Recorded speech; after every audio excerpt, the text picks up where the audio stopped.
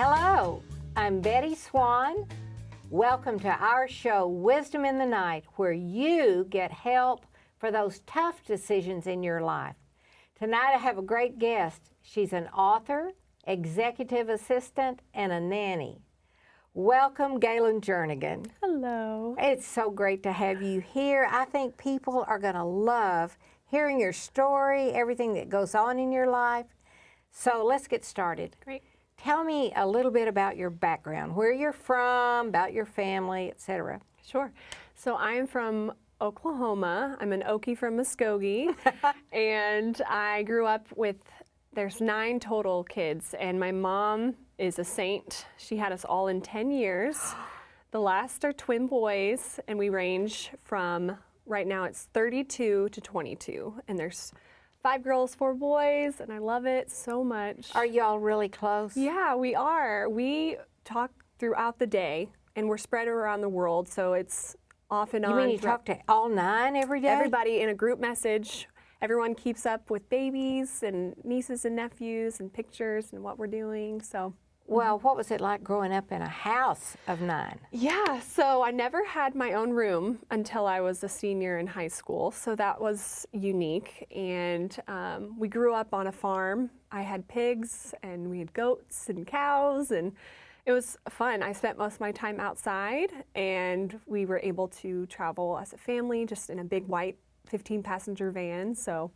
Now, why were you in a 15-passenger van? Was that your home car, or? Yes, people thought my dad was a bus driver.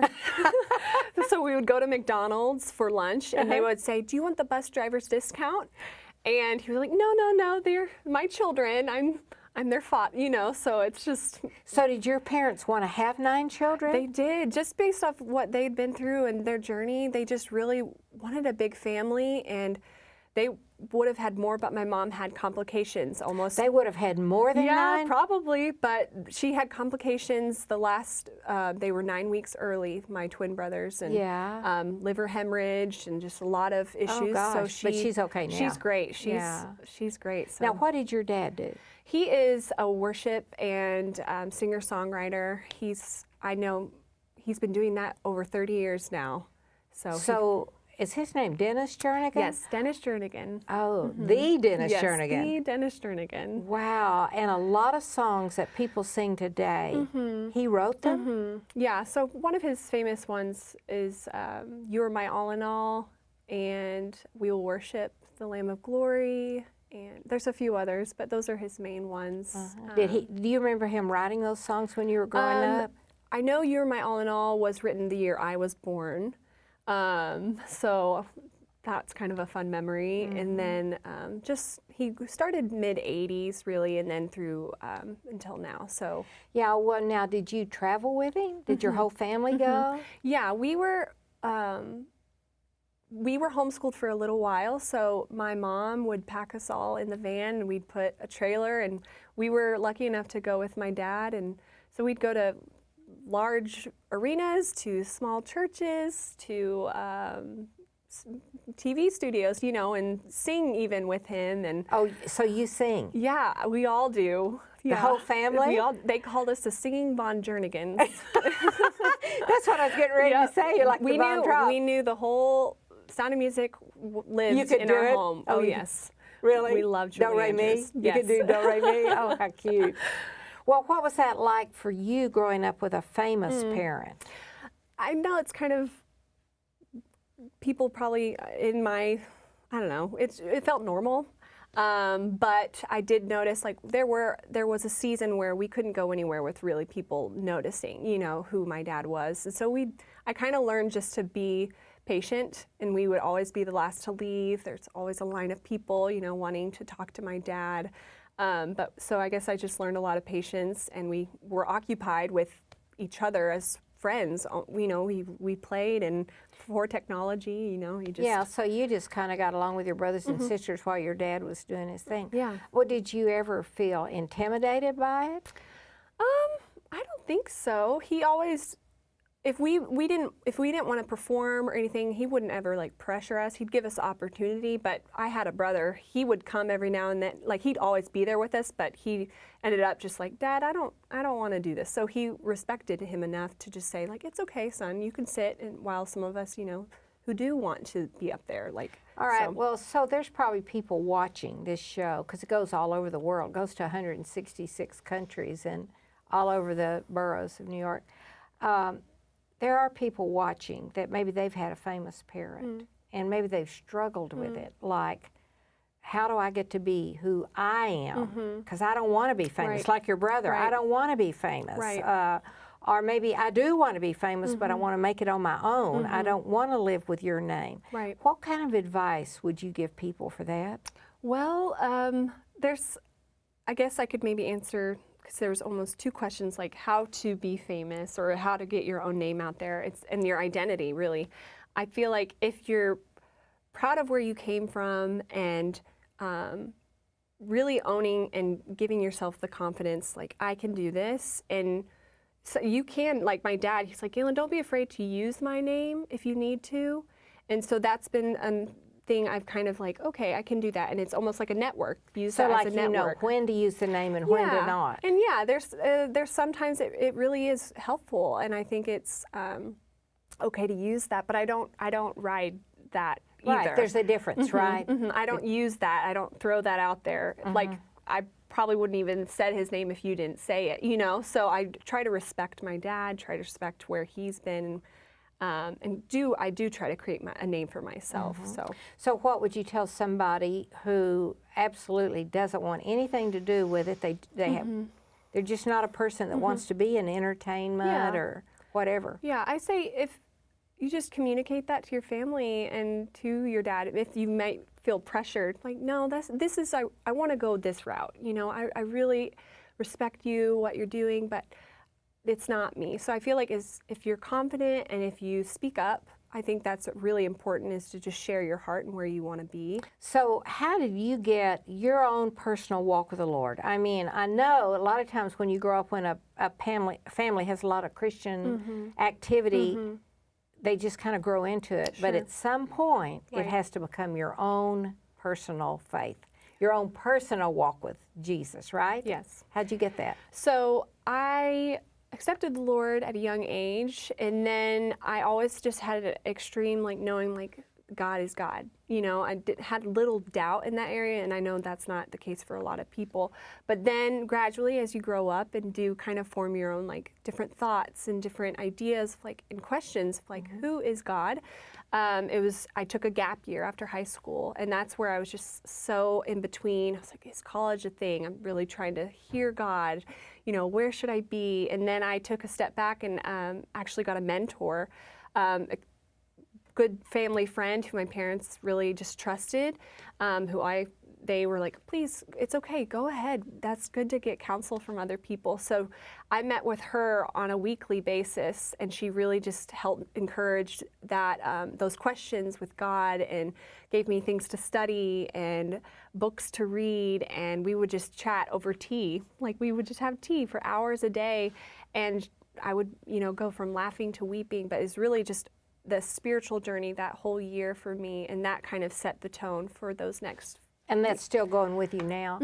Yeah, I still keep in contact with her, and there's other people in my life that I've brought in, and I really feel it's just so important to have someone. Well, what did you think about taking a gap year? Are you glad you did? I'm so, looking back, at first I felt like judged almost by people, and it was an interesting feeling, because people who claimed to love me just said, you'll never go to college, you'll never, you're missing your opportunity, you're never going to go back. And you're just like, thanks for believing in me. right. But I knew there was just, knowing myself now, I was listening to the Holy Spirit. There are things I needed to work on, things I needed to heal, things I needed to, and now, like, I wouldn't have been here doing this job in this city if I wouldn't have taken a gap year, by far. So I know it was definitely So you would recommend that then to people? If you're feeling that, I feel like, and I knew I'd go eventually or do something eventually, so I wasn't quitting, I wasn't giving up, I just knew I needed that time. year. And I think that's so okay. And again, it's just about, like, communicating that to people and letting them know, please be with this. In this So what's with your me. walk with God like now? Is it good? Oh yeah, it's good. It's still a process. It's always going to be, and that's, I think, just always a misconception people have is like, oh, if I get to this point, I'll be okay. But I think it's a constant journey you're going to have with the Lord, and it's been an amazing time. I keep going deeper and deeper and deeper. Yeah, you know, some people say I have a hard time knowing when God's talking to me. Do you ever have that? Yeah, sometimes I do. But again, it's taking the time to listen is the challenge, especially in a really busy world and having a lot of things come your way of what to Can you hear believe him better when it's quiet? Definitely. Yeah, and I'm a singer like my dad, and that's my mom. If I'm talking to her, she's like, Galen, have you worshiped today? Have you sang today? Because that's really how I do hear the Lord. And While you're singing? yeah. Really? Yeah, it's just it's a neat, intimate time, you know, with God. So it's like a prayer almost. It's kind of like, you know, David in the Bible. That's what he did. Do you ever write songs? All the time. Yeah. Wow. Yeah. So do you think you got that from your dad, or do you think that that was just God anointing you to be a songwriter? Sure. I think probably a little, it was influenced by both. Because one thing my dad says is he's like, I'm not a songwriter, I'm a song receiver. And Oh, wow. so I do feel like there are moments when you can get in that lane of like, oh, I'll write a song, you know, but then there are those moments you're like, oh, God, you gave this to me, you know, so it's a really neat. Have you published any? I have a few that I did in my gap year, so there are a solid few I have out there, but I've written so many and my voice is, you know, developed. How many do you think you've written? Oh gosh, probably a few hundred. Just, Wow. yeah. Do you ever sing them to yourself? Yeah, I do. Yeah, sometimes I'll go back and I'm like, oh, okay, that was a neat time and I needed to hear that again, you know, so I Well, do. that's great. Well, what do you think God's purpose for your life is, His plan for your life? Do you have any idea? I definitely know it's with people. I definitely feel closer to Him when I'm encouraging people or loving people, whether it is serving them. That's what I do. Part of my job as an assistant and a nanny. I feel so good letting people know, like, I've got whatever you need, I'll handle it, you know, and just being a few steps ahead. I love serving. So, Well, I can tell you as a person that does a lot, because I do a whole lot with my life besides this TV show, there is nobody like somebody who is in your life for that purpose. Oh my goodness, you can do so much more if you have a person covering your back and watching out for things that you don't have to keep up Right. with. There's just nothing like it. It's hard without one, Right. and it's great with one. yeah. So do you think that's your purpose? You I think? don't know. I'm still young and Yeah, how old are you? 25. Yeah. So, Well, let me just ask you something. Let's just stop right there. You're 25. Let's say someone is looking at you that's 19, 18, 19. So to them, you're old. yeah. I feel You're old really- sometimes. Well, but what kind of advice would you give someone who says, "Well, I can't take a gap year. Right. I've got to Right. get on to school. I've got a long program ahead of me, like medical or whatever." What kind of advice would you say to someone about how to find their purpose and how to get in it and stay in it? Good question. I would probably say, if you don't have this already, like for me, it was getting mentors, different people around me who could speak into my life, and even if like medical, like I'm not a medical person, but if you're in that, have people in there like encouraging you and keeping you accountable to your dream and also to your spiritual walk as well. If that can be really challenging in school. You know, I've been to college. I know what it's like, even in a Christian university. So it's so good to have an accountability in that. So did you have just one mentor? Did you have more than one? I had multiple. I would consider my parents mentors for sure. I'm very close to them. And then my mentor, Joanna. And then she's younger than me, but she's wise beyond. You wouldn't think as a 23-year-old, but she really is. I've heard a lot of people speak in my life, and she's one of the top pastors. She's a youth pastor now, but she's one of the top people, and her words are inspirational. So she, You know, Galen, that is really interesting because I'll bet you anything people watching this think your mentor has to be a whole lot older. And you're saying you can even have a mentor younger than you. yeah, I think so. Because we all have a different walk and experience, and if you knew her story and where her family came from, God has really used that for His glory. So it's really neat to see their whole family just. Maybe that's why she's so wise, because Yeah. she's been through so much. Definitely. Yeah, I went through a lot of hard stuff growing up, and there just seemed to be a maturity in me that maybe people that were my age didn't have. But they also hadn't been through what I'd been through. Right, exactly. Yeah. Yeah, well, what kind of challenges have you encountered? I would probably say, because I grew up, I was the good Christian girl. I loved to follow rules. And then, so high school was okay. I dealt with, you know, a little bit of a mean girl issues, but that was, I could deal with that. But then I think through the years, it's kind of been more about like the pressure I put on myself and the anxiety that is created up in that. And no one puts that on me. It's just something I've, you know, working through. And some days it's great, and some days it's really hard. And you get in that bubble of isolation. I really feel like that's where the enemy gets you. Yeah, what kind of thoughts, when you're in that bubble of isolation, what kind of thoughts hit you? It's like, you can't do it, or you're not good enough, or you're not educated enough, or you're not smart. You know, just those little things that like keep you stuck. And Do you think those thoughts are from the devil, or do you think they're from yourself, or both? probably a little both, because you know your thoughts create almost like a pattern, and that kind of sticks with you. But I definitely am. It's always been a process of like, okay, what's the truth, you know, and just like putting that in. And it's still, even today, I'm working through that, and it's a journey. But I'm not gonna give up. I'm gonna like push through it, and because that's not who I am, and I know I'm a person. I do want to live my dreams and not have things. Okay, so let's say you're in that funk, and how do you get yourself out of it? Yeah, it's part of it is the singing, and sometimes because I'm too hard on myself, I'm like, no, I don't want to go there emotionally, because it can be hard, but that's exactly the place I need to be, is like worshiping and praying. And that takes you out of it, doesn't It really it? can, yeah, it does. And then also just like telling people, like I tell my parents, I'm like, listen, I need your prayer, I need your support, and that lifts it too. Is like releasing that, so you don't keep someone, it. Yeah, telling because someone. like when you keep it, it like builds up. And Also, when you keep it inside yourself, don't you think it seems bigger than it is? right, exactly. Yeah. Definitely. Galen, one time I decided, okay, I'm so hard on myself. And my husband said to me, you are harder on yourself than you are on other people. And so I thought, well, what's wrong with me? Why am I like that? So I decided to ask a room full of high achievers, how many of you in here are hard on yourself?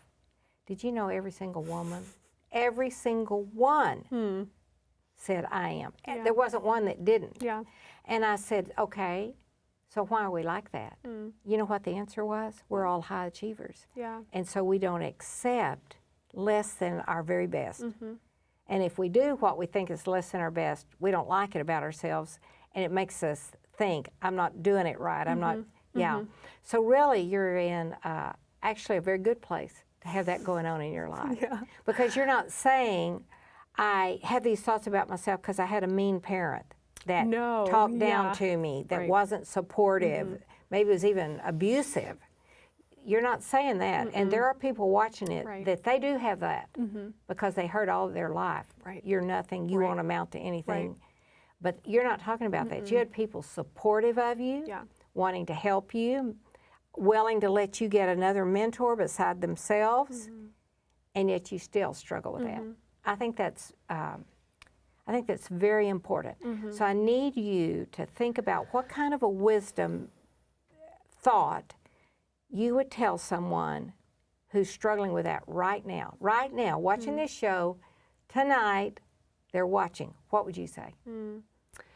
Probably say you're not alone. There are people, it could be from the same background or just someone completely opposite, but it's so good to like give yourself a good community of people. And I know that can be afraid if you are physically alone, like you don't have friends, you are separated from the family who is, taken advantage of you, abused you. And so coming to a community and finding like a good solid church, and then telling the pastor, like, this is where I've been and this is where I want to go and I need help doing that. How do I do it? Oh, wow, that's great. Well, now let me ask you, another part of your career is an executive assistant. So you're an executive assistant to someone who's in a big high-profile job? So I work almost for both the husband and the wife, and the husband is a pastor of multiple churches, and then the wife is a speaker and author, and she travels and writes and consults as well. So yes, definitely. So you do work for both of them, and then you're a nanny to them too? Yeah, for their kids. Yeah? How many kids do they have? They have 4 grown sons and then 2 little girls who are 3. Oh, wow. Yeah. And do you take care of the 3? Oh, and you love it? Oh, yes, definitely. Do you feel like having that large family prepared you for that? Yeah, when I told them that, they're like, oh, good. Yeah. It definitely puts people at peace because I did help. I remember helping with my younger siblings and we always had to be humble. You couldn't just like expect everything to come to you. So I learned a lot through that. Well, if someone wanted to be a really good executive assistant, what do you see are the main qualities that are needed? What would you say? I would probably say one would be patience, because Really, that's interesting. patience because you will be the last to leave, so you need to learn to wait. But also learning to wait, just timing could be, because to me, probably person in my position, like we're used to like deadlines and time, but sometimes you work with dreamers, and dreamers don't always have a timeline. So it's good to like learn and adjust, and you'll learn like their style and observe. I feel like observation is probably another one too, is like look at where the need is and fill that before it's even, like my parents were, they're like, do things before you're told. So like clean up before you're told, before we have to tell you. And so those things kind of get ingrained, and you're like, okay, I'll help my boss before they even need it. So you look for things. And do you feel like you kind of have an ability to see what's needed? The reason I'm asking that question is there is a spiritual gift that God gives out of many gifts that he gives, and it's called the gift of helps. And I've observed that people that have that right there that you just described is the one identifying characteristic I've seen. They have an ability, without you telling them anything, to see either what is needed right now or what is going to be needed. And they kind of go ahead and have that ready in case you need it. Yeah, definitely. Right? That's exactly. You do that? Yeah, I can remember one time being in Russia, and a woman with that gift came up to me and said, Betty, what would you think about having these little bracelets that you could explain the plan of salvation to your children? Do you think these women would want that? I said, I think it's a great idea. She said, well, I happen to bring 500 just in case. That's so great. And I went, oh my gosh, yes. We passed them out, and the women rushed the stage. They were gone in just a matter of minutes. Wow. But see, I would have never thought to have that. I would have never thought to say, could you get it and have it ready? But she did that. So do you see yourself doing things like that? Yes, I do. Even if there's like projects that need to be done, I see it before. I have a vision almost of just like, if it's unorganized, I see it organized, or I can see the end result almost, and then I can help lay out like these things need to be done for this to happen almost. So I definitely do. Well, do you think it's preparing you for something else? I do. I definitely feel like it's even just working with different people I've been able to meet and observe again of just like different behaviors, different leadership styles. I definitely feel like it's going to just prepare me for my next step, whatever that may be. But now you're an author also? Yeah, and that's just one thing I've always wanted to do, but then I felt almost inadequate that's the one thing I'm trying to get over. I've always enjoyed writing, creative writing, songwriting, but right now I'm definitely trying to write a book. It's been almost a 2-year process of. It's longer than you think it is, isn't it? Yeah, it's hard, especially if I've never done it before, and I ask, and my dad's an author too, so I'm trying to pull from him, but our styles are a little different, but it's still, it's fun to kind of do that together as well. I used to wonder when people said, took me 10 years to write this book, took me 8 years to write this book, and I think, why can't you just sit down and write it? It's not, hard. it is, Yeah. it is, yeah. Well, now, is there anything else you would like to do? Oh gosh, I would want to have a family. I've always had a vision of working with somebody, you know, my husband, whether that be in ministry or something. I have that. It's not anytime soon, but it would be nice. I've just always had that idea, like that would be really neat. But I also love to travel, so I would love to travel more. And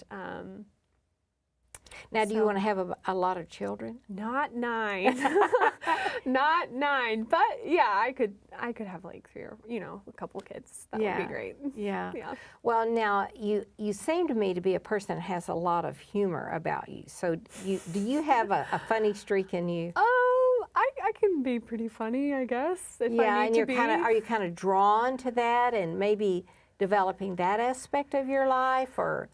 I don't know. Like some of it is, I've always wanted to be like with the writing. Like a dream of mine would be to work with Jimmy Fallon, even for a day. If I could walk by him and like hold the door for him, I would do that. Okay, well, Jimmy Fallon, if you're watching, then here you go. Here's somebody that might be what you're looking for. I tell you, there is just nothing like young people. They're always, did you see how many ideas she had? And especially that one about the gap year. Have you thought about doing a gap year, and how would you do it? What would you do during that gap year? I believe this show tonight's got a lot for you to think about. So I want to thank you so much for tuning in. You know, it wasn't an accident that you turned on the TV tonight. I hope you received some wisdom and that you have a great rest of the night, whether you are going to sleep or you're going to work. I'll see you next time. Bye.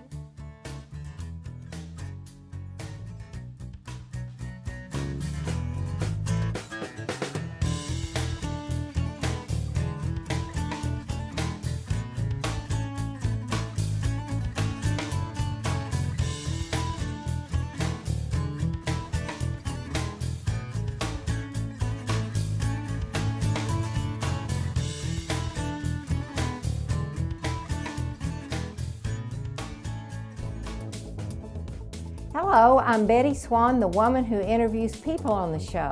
I want to tell you about something we're doing that you might want to be a part of. Feeding people with pennies and small change you find. The exchange rate makes them valuable. I saved $3.22, told my friends on social media, and they shared it. $215,000 has come in, 100% goes for food. We've fed people in 21 countries. Come help us.